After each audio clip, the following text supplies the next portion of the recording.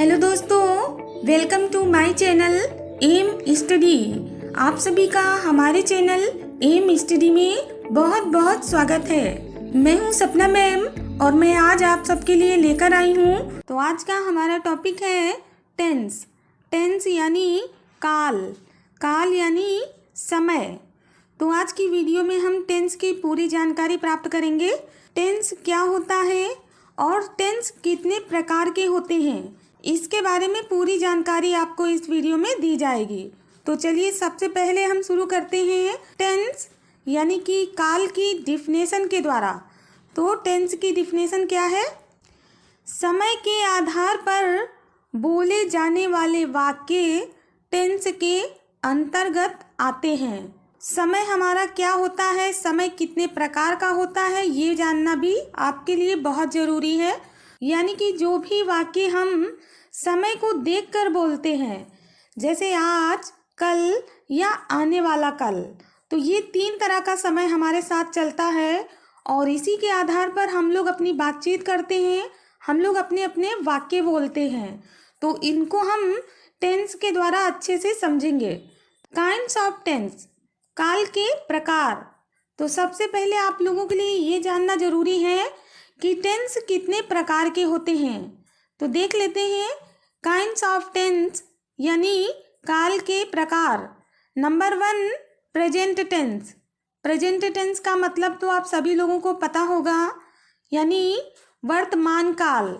वर्तमान काल कौन सा होता है? जो अभी चल रहा है। फिर आता है हमारा पास्ट टेंस। पास्ट टेंस यानी भूतकाल। भूतकाल किसे कहते हैं? जो बीत चुका है, यानी जो कल तक था वो हमारा भूतकाल था। फिर आता है हमारा फ्यूचर टेंस। फ्यूचर टेंस यानी भविष्य काल, यानी आने वाला समय, यानी आज के बाद कल जो भी होगा वो हमारा भविष्य काल में आ जाएगा। इसे हम इस स्ट्रक्चर के द्वारा अच्छे से समझ लेते हैं। सबसे पहले तो आप ये देख लीजिए कि सबसे पहले हमारा आता है टेंस। टेंस यानी काल। काल कितने प्रकार का होता है? 3 प्रकार का होता है। जैसे सबसे पहले नंबर पे आता है प्रेजेंट टेंस यानी वर्तमान काल। फिर आता है पास्ट टेंस यानी भूतकाल। और फिर आता है फ्यूचर टेंस यानी भविष्य काल। तो प्रेजेंट टेंस के जो 4 पार्ट्स होते हैं वे हैं प्रेजेंट इंडेफिनिट टेंस, फिर प्रेजेंट कंटिन्यूअस टेंस, नंबर 3 पे प्रेजेंट परफेक्ट टेंस और नंबर 4 पे प्रेजेंट परफेक्ट कंटिन्यूअस टेंस। अब सेम उसी की जैसे पास्ट टेंस के भी 4 पार्ट्स होते हैं और उनका भी नाम सेम होता है। जैसे पास्ट इंडेफिनिट टेंस, फिर पास्ट कंटिन्यूअस टेंस, फिर पास्ट परफेक्ट टेंस, फिर पास्ट परफेक्ट कंटिन्यूअस टेंस। तो ये चारों पार्ट्स हमारे प्रेजेंट में भी हैं और पास्ट में भी हैं। फिर देखते हैं हम फ्यूचर टेंस। फ्यूचर टेंस में भी हमारे यही चारों पार्ट्स हैं। कौन कौन से हैं? फ्यूचर इंडेफिनिट टेंस, नंबर 2 पे फ्यूचर कंटिन्यूअस टेंस, नंबर 3 पे फ्यूचर परफेक्ट टेंस और नंबर 4 पे फ्यूचर परफेक्ट कंटिन्यूअस टेंस। यानी इन तीनों टेंसों के जो 4 पार्ट्स हैं वे चारों पार्ट्स सेम हैं, बस टेंस के आधार पर इनको बोलने का और इनको लिखने का तरीका चेंज हो जाएगा। और आज की क्लास में हम लोगों को यही सीखना है कि प्रेजेंट टेंस में हम किस तरह से बोलते हैं, पास्ट टेंस में हम अपनी बात को किस तरह से बोलेंगे और फ्यूचर में किस तरह से बोलेंगे। तो चलिए आगे देखते हैं। सबसे पहले हम ले लेते हैं प्रेजेंट टेंस को, यानी जो हमारा वर्तमान काल है। तो प्रेजेंट टेंस, इसके भी 4 पार्ट्स होते हैं, वो आप लोगों को पता हो गया। यानी एवरी टेंस हैज 4 पार्ट्स। सभी टेंस के 4 भाग होते हैं। तो आपको उन चारों पार्ट्स की जानकारी दे दी गई है, फिर भी आप एक बार फिर से देख लीजिए। Number 1 present indefinite tense, number 2 present continuous tense, number 3 present perfect tense, number 4 present perfect continuous tense. तो ये चारों पार्ट्स हमारे प्रेजेंट टेंस के हैं। अब इसमें हम सबसे पहले देखेंगे, यानी सबसे पहले हम सीखेंगे नंबर 1 प्रेजेंट इंडेफिनिट टेंस। कैसे पहचानेंगे कि प्रेजेंट इंडेफिनिट टेंस का वाक्य किस तरह का होता है। तो उसकी डिफिनेशन है, जिन वाक्यों के अंत में ता है, ती है, ते हैं आदि शब्द आते हैं वे हमारे कौन से होते हैं, प्रेजेंट इंडेफिनिट टेंस के वाक्य होते हैं। यानी हमको सिर्फ ये ध्यान रखना है कि जो भी बोला गया है उसके लास्ट में ता, ती, ते आना जरूरी है। वे हमारे कौन से टेंस के होते हैं, प्रेजेंट इंडेफिनिट टेंस के वाक्य होते हैं। सबसे पहले हम रूल देख लेते हैं। रूल क्या होता है इन सेंटेंस को बनाने का। एक वचन कर्ता के साथ वर्ब की फर्स्ट फॉर्म में यस या ईएस का प्रयोग करते हैं। यानी जो भी प्रेजेंट इंडेफिनिट टेंस का वाक्य होगा उसमें हमको ध्यान रखना है कि एक वचन कर्ता के साथ वर्ब की फर्स्ट फॉर्म में यस या ईएस का प्रयोग करना है, और बहुवचन कर्ता में सिर्फ वर्ब की फर्स्ट फॉर्म का ही प्रयोग करते हैं, क्योंकि इसमें यस या ईएस का प्रयोग नहीं करते हैं। जैसे एग्जाम्पल्स देख लेते हैं। शिवा घर जाता है, तो यहाँ शिवा क्या है, शिवा एक वचन है, तो शिवा गोज टू होम, यानी शिवा घर जाता है, शिवा गोज टू होम। फिर है वह खेलता है, ही प्लेज, वह खेलता है, ही प्लेज। वे सड़क पर दौड़ते हैं, तो सबसे पहले हम जान लेते हैं इसका कर्ता क्या है, वे यानी कई लोग हैं, तो ये हमारा बहुवचन है। तो they run on the road, वे सड़क पर दौड़ते हैं। हम सब गाना गाते हैं, वी यानी हम लोग कई लोग हैं, तो हम लोग क्या है, बहुवचन है। कौन से करता है, बहुवचन करता है, तो वी सिंग अ सॉन्ग। अब आप इसमें देखिए इन दोनों ही वाक्यों में यस क्या ईएस का प्रयोग नहीं किया गया है। क्यों नहीं किया गया है, क्योंकि ये दोनों वाक्य में हमारा जो कर्ता है वो बहुवचन है, इसलिए इसमें यस या ईएस का प्रयोग नहीं हुआ है। मैं अपना काम करता हूँ, आई डू माई वर्क। अब मैं ये कर्ता हमारा देखने में तो लग रहा है कि कोई एक है, लेकिन मैं जो है वो बहुवचन है, क्योंकि सभी लोग मैं का यूज अपने लिए कर सकते हैं। उसी तरह तुम पत्र लिखते हो, यू राइट अ लेटर, तुम का यूज भी हम सभी के लिए कर सकते हैं। यानी मैं और तुम ये दोनों कर्ता हमारे बहुवचन कर्ता में आते हैं, तो इसमें भी हमने यस या ईएस का प्रयोग नहीं किया है। तुम पत्र लिखते हो, यू राइट अ लेटर। सबसे पहले तो आपके लिए ये जानना जरूरी है कि सिंगुलर नंबर और प्लूरल नंबर यानी एक वचन कर्ता और बहुवचन कर्ता कौन कौन से होते हैं। तो सिंगुलर नंबर में यानी एक वचन कर्ता में ही, सी, इट या कोई भी नाम आ जाता है, और प्लूरल नंबर में यानी बहुवचन कर्ता में आई, यू, वी, दे एक्सेट्रा। तो ये हमारे सिंगुलर और प्लूरल नंबर के एग्जाम्पल्स थे, जिन्हें आपको बहुत अच्छे से समझना है ताकि आपको सेंटेंस को करने में कोई प्रॉब्लम ना हो। अब आगे बढ़ते हैं। नंबर 2 पे आता है हमारा present continuous tense. Present continuous tense की डिफिनेशन देख लेते हैं। जिन वाक्यों के अंत में रहा है, रही है, रहे हैं आदि शब्द आते हैं वे हमारे कौन से टेंस के होते हैं, प्रेजेंट कंटिन्यूअस टेंस के वाक्य कहलाते हैं। अब इनको बनाने का रूल्स देख लेते हैं। एक वचन कर्ता के साथ इज और वर्ब की फर्स्ट फॉर्म में आईएनजी लगाते हैं, और बहुवचन कर्ता में आर और वर्ब की फर्स्ट फॉर्म में आईएनजी लगाते हैं। यानी कि एक वचन कर्ता में इज और बहुवचन कर्ता में आर और वर्ब की फर्स्ट फॉर्म में आईएनजी दोनों ही कर्ताओं में लगाते हैं। एग्जाम्पल्स देखते हैं। वह घर जा रही है, she is going to home. वह घर जा रही है, she is going to home. Amar खाना खा रहा है, अमर इज ईटिंग फूड।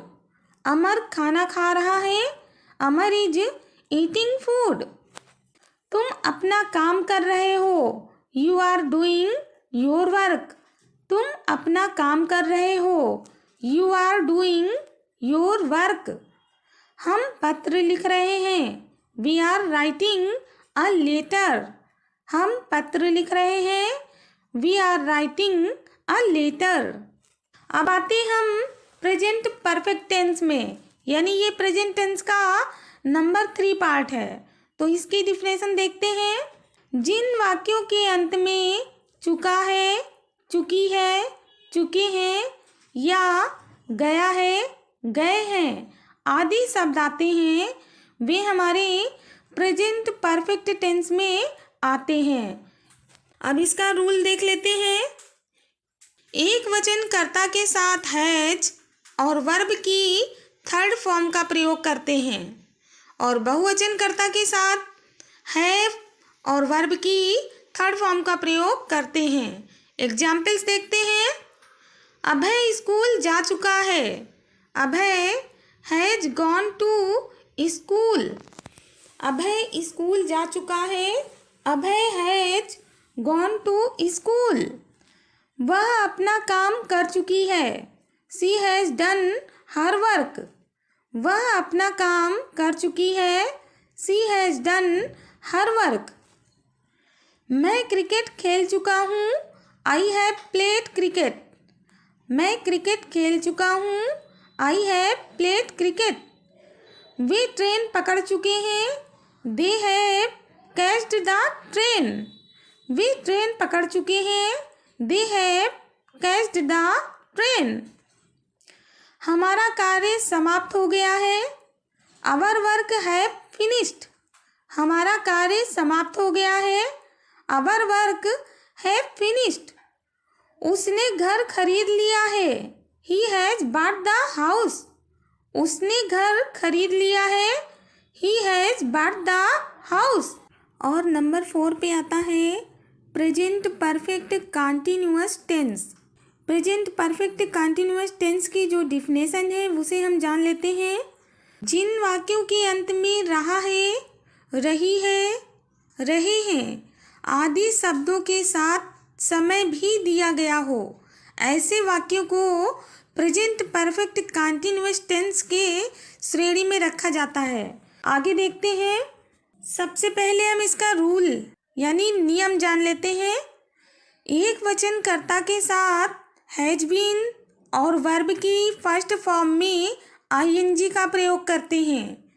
बहुवचन कर्ता के साथ हैव बीन और वर्ब की फर्स्ट फॉर्म में आईएनजी का प्रयोग करते हैं। साथ में हमें ये भी ध्यान रखना है कि समय निश्चित है या अनिश्चित है। यदि समय निश्चित है तो निश्चित समय के लिए वाक्य में सिंस का प्रयोग करते हैं, और अगर समय अनिश्चित है तो अनिश्चित समय के लिए वाक्यों में फॉर का प्रयोग करते हैं। किसका प्रयोग करते हैं? फॉर का प्रयोग करते हैं। एग्जाम्पल्स देखते हैं। निश्चित समय कौन सा होता है? कैसे जानेंगे समय निश्चित है या अनिश्चित है? निश्चित समय होता है अगर वाक्य में बजे से, साल से, रात से, सुबह से या सोमवार से, यानी कोई निश्चित टाइम दिया गया है तो वो समय हमारा निश्चित समय कहा जाएगा और उसमें हम सिंस का प्रयोग कर सकते हैं। अनिश्चित समय कौन सा होता है? जैसे 2 घंटे से, काफ़ी देर से या कई घंटों से, यानी इसमें कोई सही टाइम नहीं दिया गया है, तो ये हमारा अनिश्चित समय है। अब एग्जाम्पल्स देखते हैं।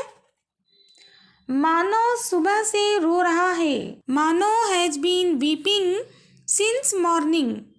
अब इस वाक्य में आप देख रहे हैं सुबह से, यानी कोई निश्चित समय बताया गया है, तो यहाँ पर समय के पहले हमको सिंस लगाना है। यानी Mano has been weeping since morning. तुम 4 घंटे से खेल रहे हो। You have been playing for 4 hours. अब पता नहीं कौन से 4 घंटे से तुम खेल रहे हो, बस ये बोल दिया कि तुम 4 घंटे से खेल रहे हो। कोई निश्चित समय नहीं बताया गया है, इसलिए हम इसमें फॉर का प्रयोग करेंगे। यानी you have been playing for 4 hours. वह 2 साल से दिल्ली में रह रही है। She has been living in Delhi since 2 years। अब इसमें एक निश्चित समय 2 साल बताया गया है, तो इसमें हम सिंस का यूज करेंगे। She has been living in Delhi since 2 years। आज सुबह से तेज बारिश हो रही है। It has been raining heavily since today's morning. यानी यहाँ पे जो समय दिया गया है वो एक निश्चित समय है, सुबह से तेज बारिश हो रही है, तो यहाँ पर सिंस का यूज किया गया है। It has been raining heavily since today's morning. Mansi कल रात से पढ़ रही है। Mansi has been studying since yesterday night. यानी कल रात एक निश्चित समय है। Mansi has been studying since yesterday night. मैं कानपुर में पिछले 10 साल से रह रहा हूँ। I have been living in Kanpur since last 10 years। तो यहाँ पर भी समय निश्चित है, इसलिए सिंस का यूज किया गया है। अब एक चीज़ और हम लोग देख लेते हैं कि टेंस में जैसे सिंपल टेंस है, साधारण वाक्य है, यानी अफर्मेटिव सेंटेंस है, तो हमने किस तरह से उसको बनाया। सबसे पहले हम उसमें subject plus helping verb plus verb और प्लस ऑब्जेक्ट का यूज करते हैं। लेकिन अगर निगेटिव सेंटेंस है तो हमें क्या करना है, subject plus helping verb plus not and plus object.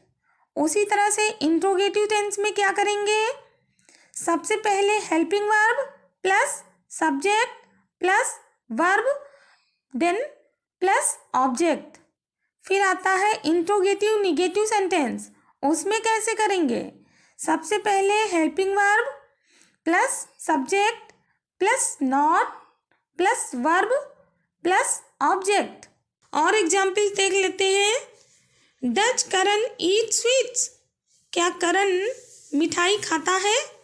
इसमें सबसे पहले डज क्या है, हेल्पिंग वर्ब है। करण ये हमारा सब्जेक्ट है। ईट ईट क्या है, वर्ब है। स्वीट्स स्वीट्स क्या है, ऑब्जेक्ट है। फिर है is Ram not going to school. Is क्या है, हेल्पिंग वर्ब है। राम क्या है, सब्जेक्ट है। नॉट गोइंग यानी नहीं के लिए नॉट, और गोइंग जो है वो वर्ब है। टू स्कूल वो स्कूल क्या है, ऑब्जेक्ट है। Why has Rohan not done his work. Rohan ने अपना काम क्यों नहीं किया है, तो वाई क्या है, क्वेश्चन वर्ड है। फिर क्या है, हैज हैज क्या है, हेल्पिंग वर्ब। फिर क्या है, रोहन रोहन सब्जेक्ट है। फिर नॉट यानी नहीं के लिए नॉट लगाया गया है। डन वर्ब है, हिज वर्क ऑब्जेक्ट है। तो ये जो है इंट्रोगेटिव निगेटिव सेंटेंस था, लेकिन इसमें जो वाई है ये बीच में आया है, इसलिए उसे हम सबसे पहले वाई यानी क्वेश्चन वर्ड को पहले लगाएंगे। तो आप लोगों को इन सभी रूल्स को बहुत अच्छे से समझना है और आगे के सेंटेंस में भी इनका यूज इसी प्रकार से करना है। अब आगे देखते हैं। नंबर 2 पे आता है हमारा पास्ट टेंस यानी भूतकाल। तो जो पास्ट टेंस होता है, इट हैज आल्सो 4 पार्ट्स, यानी इस टेंस के भी 4 भाग होते हैं। कौन कौन से होते हैं, number 1 past indefinite tense, number 2 past continuous tense, number 3 past perfect tense and number 4 past perfect continuous tense. तो ये जो चारों पार्ट्स हैं ये हमारे प्रेजेंट टेंस में भी थे और ये चारों पार्ट्स हमारे फ्यूचर टेंस में भी आएंगे।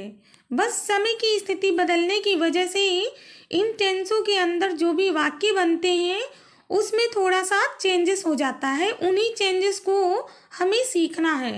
अब देखते हैं नंबर 1, पास्ट इंडेफिनिट टेंस। यानी पास्ट इंडेफिनिट टेंस के जो वाक्य होते हैं उन्हें कैसे पहचानेंगे।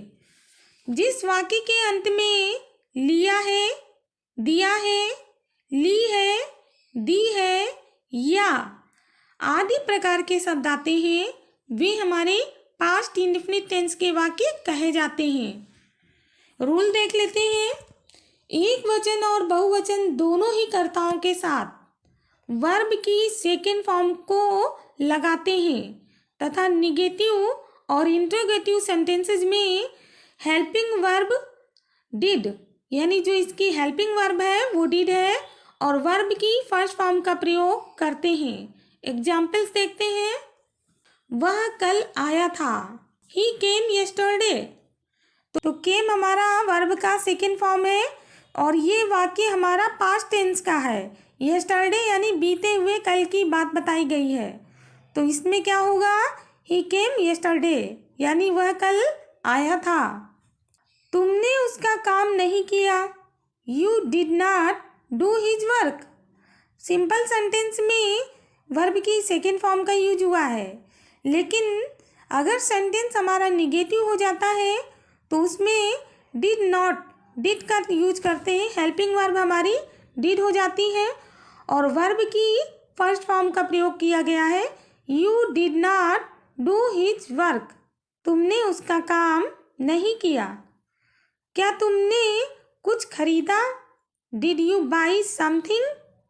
क्या तुमने कुछ खरीदा, डिड यू बाई समथिंग। राजन ने उसे जान से मार दिया, राजन किल्ड हिम। राजन ने उसे जान से मार दिया, राजन किल्ड हिम। मयंक घर क्यों नहीं गया, why did Mayank not go to home. Why did Mayank not go to home, यानी मयंक घर क्यों नहीं गया। तुमने मुझे गाली दी, यू अब्यूज्ड मी। तुमने मुझे गाली दी यानी यू अब्यूज्ड मी। अब आप ये देख रहे हैं कि जो सिंपल सेंटेंस है उसमें सेकेंड फॉर्म का यूज हुआ है, लेकिन जो निगेटिव और इंट्रोगेटिव सेंटेंस है उसमें क्या किया गया है, उसमें हमने वर्ब को फर्स्ट फॉर्म में कन्वर्ट कर दिया है और हेल्पिंग वर्ब डिड का यूज किया गया है। तो ये सेंटेंस में हमारा पूरा सा चेंजेस हो गया है। हेल्पिंग वर्ब डिड का यूज हुआ है और उसके साथ ही वर्ब हमारी फर्स्ट फॉर्म में हो गई है। अब आगे देखते हैं। हमारा नंबर सेकंड का जो पास्ट का टेंस है कौन सा है, पास्ट कंटिन्यूअस टेंस। इसको हम कैसे पहचानेंगे। जिस वाक्य के अंत में रहा था, रही थी, रहे थे आदि शब्द आते हैं वे हमारे पास्ट कंटिन्यूअस टेंस के वाक्य कहलाते हैं। यानी भूतकाल की बात हो गई तो वो पास्ट में हो गया। रूल देख लेते हैं। एक वचन कर्ता के साथ वाज और बहुवचन कर्ता के साथ वेयर तथा दोनों में ही वर्ब की फर्स्ट फॉर्म में आईएनजी लगाते हैं। सिंपल सा रूल है, जैसे उसमें इज और आर था प्रेजेंट कंटिन्यूअस में और वर्ब की फर्स्ट फॉर्म में आईएनजी लगाना था, वैसे ही इसमें सिर्फ थोड़ा सा चेंजेस हुआ है। इज आर की जगह वॉज वेयर हो गया है, बाकी का सेम है। यानी पास्ट में वॉज वेयर का यूज करना है और वर्ब की फर्स्ट फॉर्म में आईएनजी प्रेजेंट की तरह ही लगाना है। एग्जाम्पल्स देखते हैं। आर्यन सड़क पर दौड़ रहा था, Aryan was running on the road. Aryan सड़क पर दौड़ रहा था, Aryan was running on the road.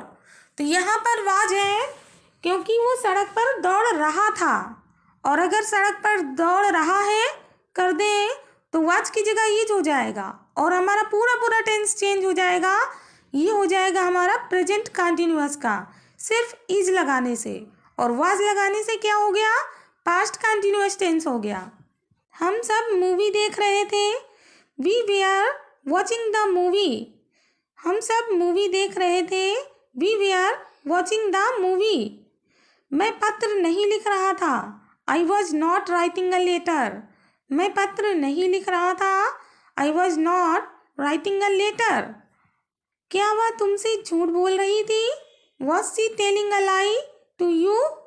क्या वह तुमसे झूठ बोल रही थी? Was she telling a lie to you? वे अपना काम क्यों नहीं कर रहे थे? Why were they not doing their work? वे अपना काम क्यों नहीं कर रहे थे? मैं कल बाजार जा रहा था। I was going to market yesterday.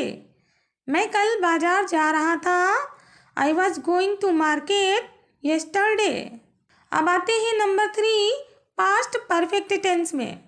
जिस वाक्य के अंत में चुका था, चुकी थी, चुके थे या गया था, आया था, लाए थे आदि शब्द आते हैं, वे हमारे पास्ट परफेक्ट टेंस के वाक्य कहे जाते हैं।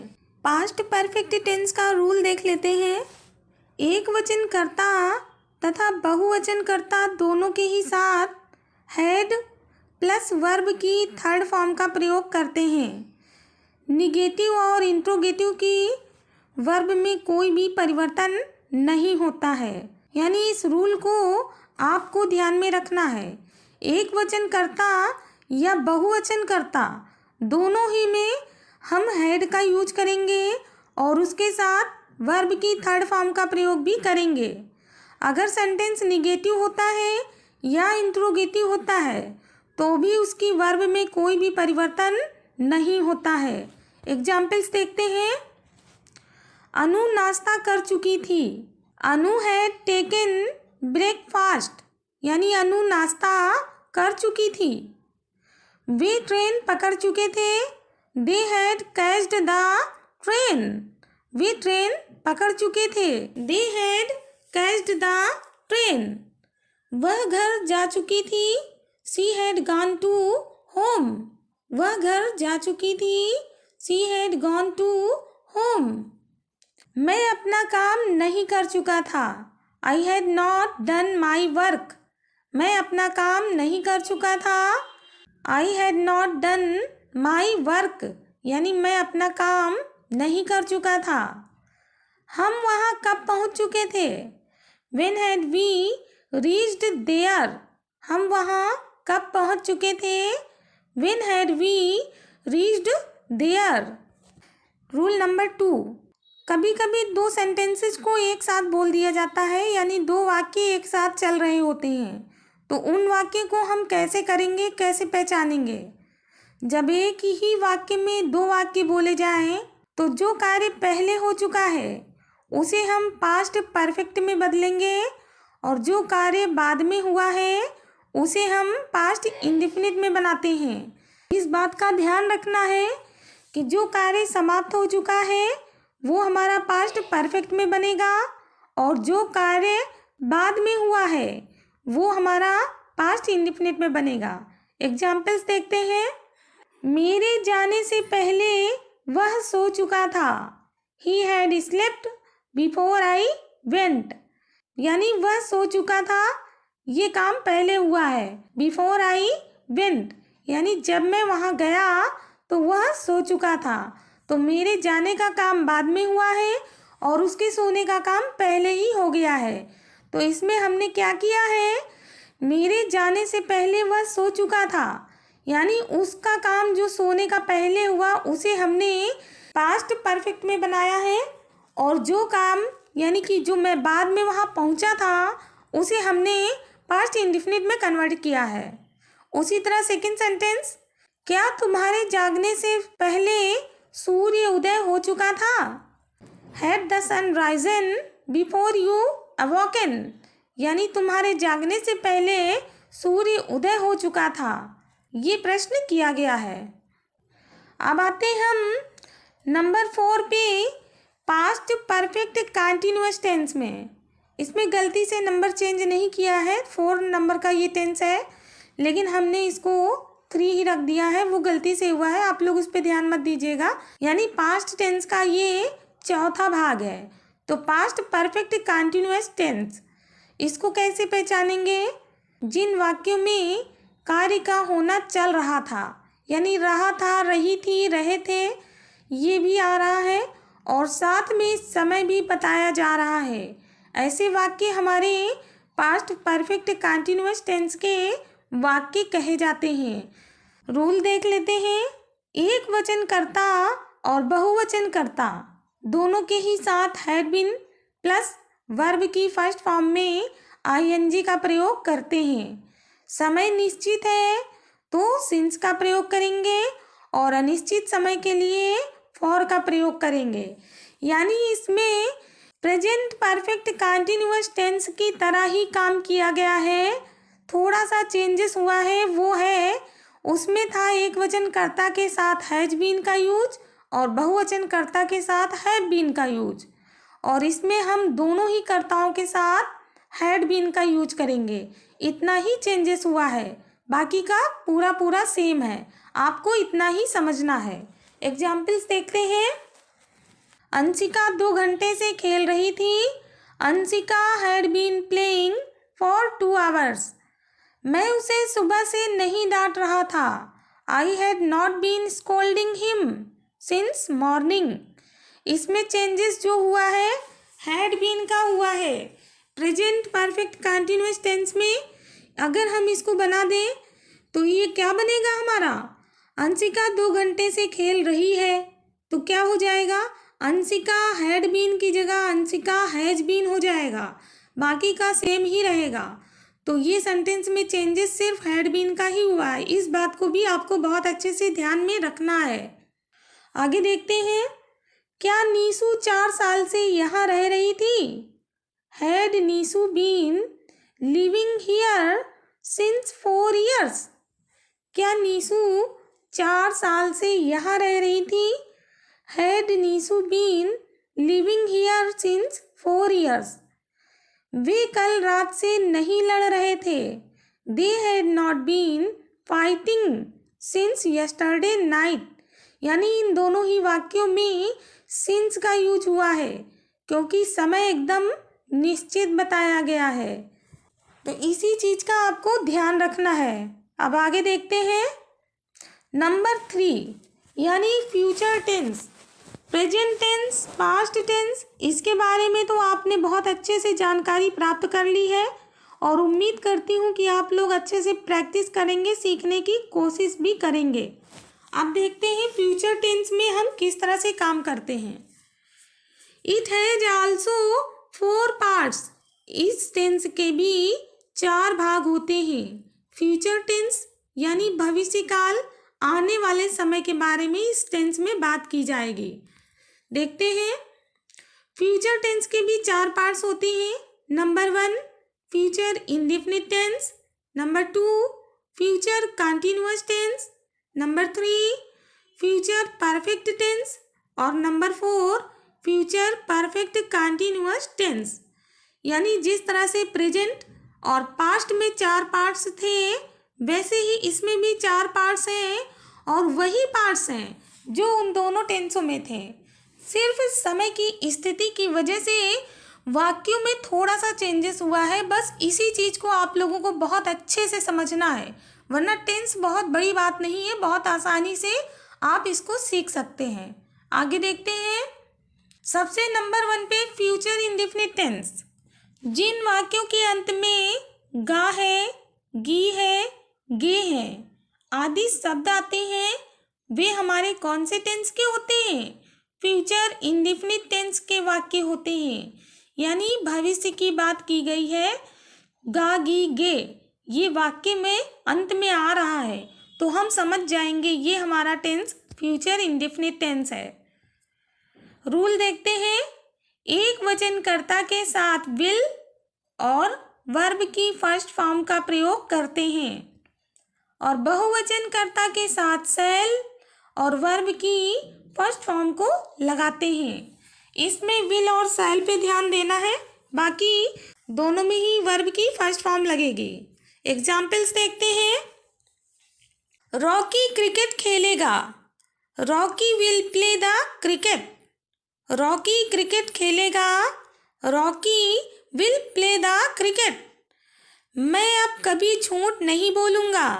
आई shall never tell a lie now. मैं अब कभी झूठ नहीं बोलूँगा। I shall never tell a lie now. इसमें आई बहुवचन है, इसलिए आई के साथ शैल का यूज हुआ है। रॉकी एक वचन है, इसलिए रॉकी के साथ विल का यूज हुआ है। क्या वह अपना काम नहीं करेगा? Will he not do his work. क्या वह अपना काम नहीं करेगा? Will he not do his work. Saurabh तुम्हें माफ़ नहीं करेगा। Saurabh will not forgive you. Saurabh तुम्हें माफ़ नहीं करेगा। Saurabh will not forgive you. अब आते हम नंबर 2 पे, यानी future continuous tense. Future tense का नंबर 2 पार्ट, उसे हम देखते हैं। इसकी पहचान जान लेते हैं। जिन वाक्यों के अंत में रहा होगा, रही होगी, रहे होंगे आदि शब्द आते हैं, वे हमारे फ्यूचर कंटिन्यूअस टेंस के वाक्य कहलाते हैं।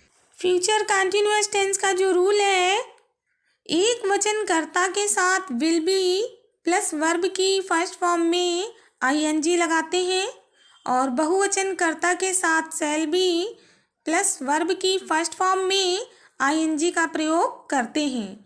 एग्जाम्पल्स देख लेते हैं। वह कक्षा में पढ़ रही होगी। She will be reading in the class. वह कक्षा में पढ़ रही होगी। She will be reading in the class. हम सब नदी में तैर रहे होंगे। We shall be swimming in the river. हम सब नदी में तैर रहे होंगे। We shall be swimming in the river. क्या रौनक खेल रहा होगा? Will Raunak be playing. क्या रौनक खेल रहा होगा? Will Raunak be playing. मैं अपने गांव नहीं जा रहा हूँगा। I will not be going to my village. मैं अपने गांव नहीं जा रहा हूँगा। I will not be going to my village. अब आते हम फ्यूचर टेंस के नंबर 3 पार्ट पे, फ्यूचर परफेक्ट टेंस। तो इसकी डिफिनेशन जान लेते हैं। जिन वाक्यों के अंत में चुका होगा, चुकी होगी, चुके होंगे, लिया होगा, दिया होगा आदि प्रकार के शब्द आते हैं, वे हमारे फ्यूचर परफेक्ट टेंस के वाक्य कहलाते हैं। इसका नियम देख लेते हैं। एक वचन कर्ता के साथ विल हैव प्लस वर्ब की थर्ड फॉर्म का प्रयोग करते हैं और बहुवचन कर्ता के साथ शैल हैव प्लस वर्ब की थर्ड फॉर्म का प्रयोग करते हैं। यानी इसमें हमने विल हैव एक वचन में लगाना है और शैल हैव बहुवचन में लगाना है और दोनों ही में वर्ब की थर्ड फॉर्म का यूज किया जाएगा। एग्जाम्पल्स देखते हैं।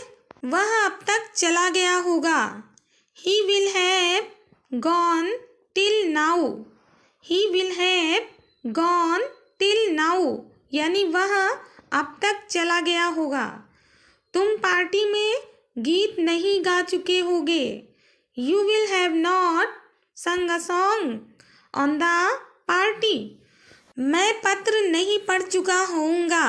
आई shall have not read the letter. मैं पत्र नहीं पढ़ चुका होऊंगा। I shall have not read the letter. क्या आप उसे जान से मार चुके होंगे? Will you have killed him. क्या आप उसे जान से मार चुके होंगे? Will you have killed him. तो इन दोनों में ही बहुवचन करता है, लेकिन इसमें एक में शैल का यूज हुआ है और सेकेंड वाले में विल का यूज हुआ है। तो विल का यूज हम कहीं कहीं पर कर सकते हैं। अब आते हम फ्यूचर टेंस के 4th पार्ट पे, यानी कि नंबर 4 पे आता है फ्यूचर परफेक्ट कंटिन्यूअस टेंस। तो इसकी डिफिनेशन क्या है जान लेते हैं। जिन वाक्यों के अंत में रहा होगा, रही होगी, रहे होंगे के साथ समय भी दिया हो, ऐसे वाक्य हमारे फ्यूचर परफेक्ट कंटिन्यूअस टेंस के वाक्य कहे जाते हैं। यानी present perfect continuous, past perfect continuous और फ्यूचर परफेक्ट कंटिन्यूअस में सिर्फ एक चीज़ का ही अंतर है, वो है काल। प्रेजेंट टेंस में रहा है वर्तमान की बात हुई थी, पास्ट टेंस में रहा था यानी कि भूतकाल की बात हुई थी, और ये फ्यूचर टेंस है, इसमें हमारी भविष्य की बात होगी और समय का जो काम है वो सेम है। फ्यूचर परफेक्ट कंटिन्यूअस टेंस का जो रूल है वो भी उसी के जैसा है, थोड़ा सा चेंजेस है, उस पे ध्यान देना है आपको। एक वचनकर्ता के साथ will have been plus verb की फर्स्ट फॉर्म में आईएनजी लगाते हैं और बहुवचनकर्ता के साथ shall have been plus verb की फर्स्ट फॉर्म में आईएनजी लगाते हैं। निश्चित समय के लिए सिंस और अनिश्चित समय के लिए फॉर का प्रयोग करते हैं। चेंजेस हुआ है सिर्फ विल हैव बीन और शैल हैव बीन का, बस इसी को ध्यान में आपको रखना है। एग्जाम्पल्स देख लेते हैं। मोहिनी सुबह से रो रही होगी।